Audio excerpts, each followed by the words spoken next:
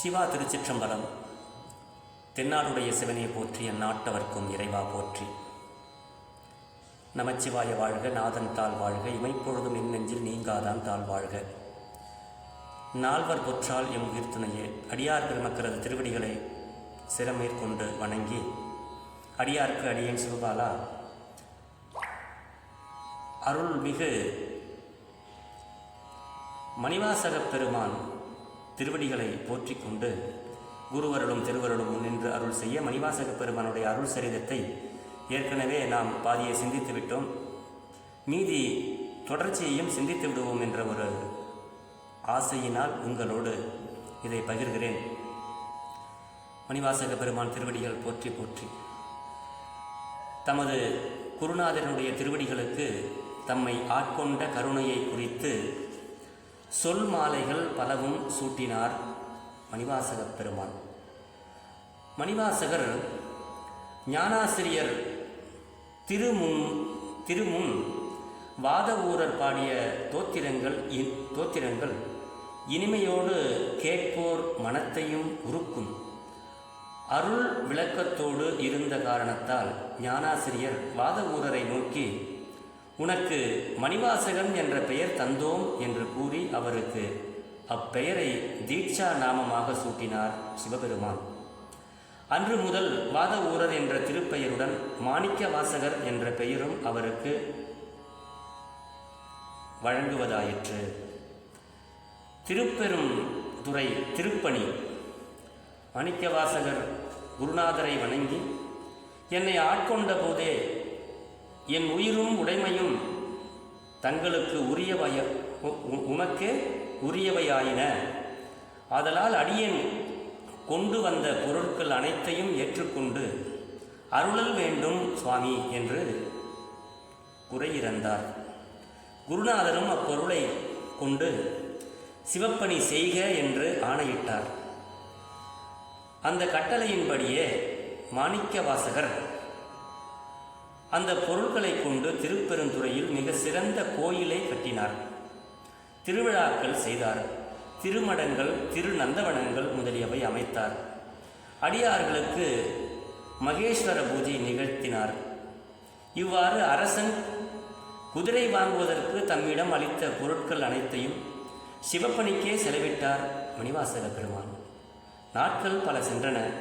மணிவாசகர் அருளார் அமுதத்தை உண்டு கொண்டே தெருளார் சிவானந்த போகத்தில் திளைத்திருந்தார். சிவசிவ. அருளார் அமுதத்தை உண்டு கொண்டே தெருளார் சிவானந்த போகத்து திளைத்திருந்தார். சுவாமியினுடைய திருவருளில் திளைத்திருந்தார். அமைச்சரினுடைய வேறுபட்ட நிலையை உடன் வந்தவர்கள் கண்டு மணிவாசகரிடம் குதிரை கொண்டு மதுரை செல்ல வேண்டுமே என்று தாங்கள் எண்ணி வந்த செயலை வாத ஊரருக்கு மணிவாசக பெருமானுக்கு நினைவூட்டினார்கள். மணிவாசகர் அந்த உரைகளை கேளாதவராய் இறை வழிபாட்டில் ஈடுபட்டிருப்பதை அறிந்த பணியாளர் மதுரை மாநகருக்கு சென்று பாண்டியனிடம் நிகழ்ந்தவற்றை தெரிவித்தனர். பாண்டியனுக்கு அழைப்பு விடுக்கிறார்.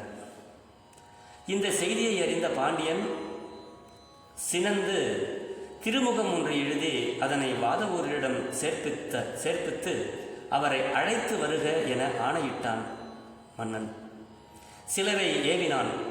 பணியாளரும் திருப்பெருந்துறை அடைந்து அரசன் அளித்த திருமுகத்தை அமைச்சர் பிரானிடம் கொடுத்து அரசன் கட்டளையை அறிவித்து நின்றனர்.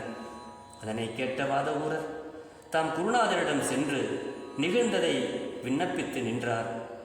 குருநாதர் புன்முறுவல் பூத்து அஞ்சற்க என்று சிவபெருமான் அருளினார்.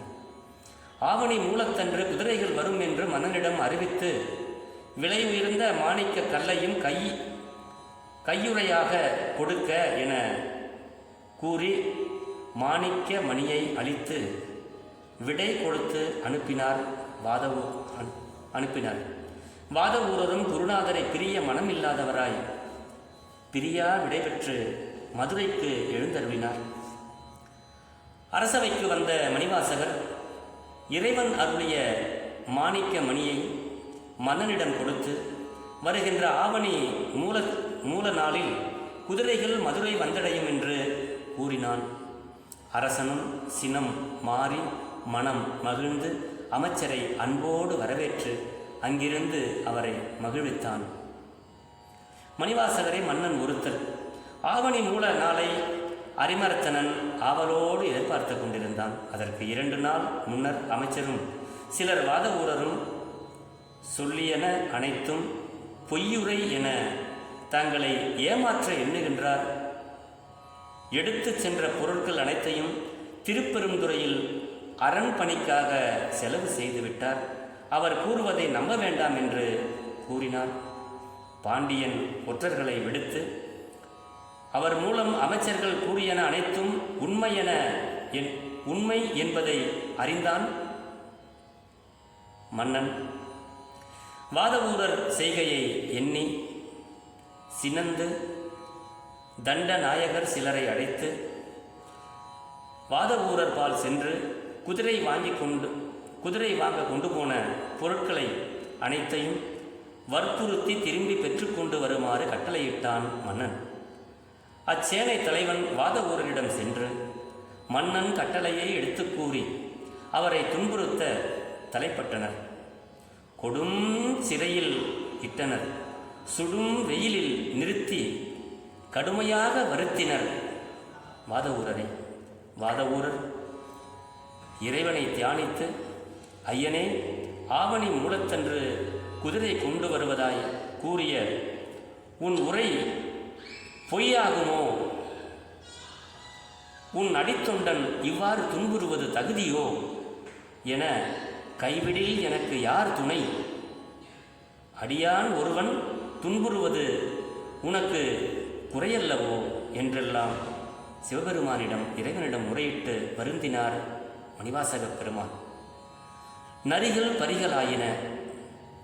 வாதவூரரும் தாம் வருத்தத்தை தணிக்க திருவுள்ளம் கொண்ட சிவபெருமான் நரிகளையெல்லாம் குதிரைகளாக மாற்றி தேவர்களையெல்லாம் குதிரை சேவகர்களாய் புடைசூழ தான் குதிரை வணிகன் போல திருக்கோலம் கொண்டு வேதமாகிய குதிரையில் அமர்ந்து மதுரையை நோக்கி புறப்பட்டான் சிவபெருமான். குதிரை படைகள் மதுரை நோக்கி புறப்பட்டன.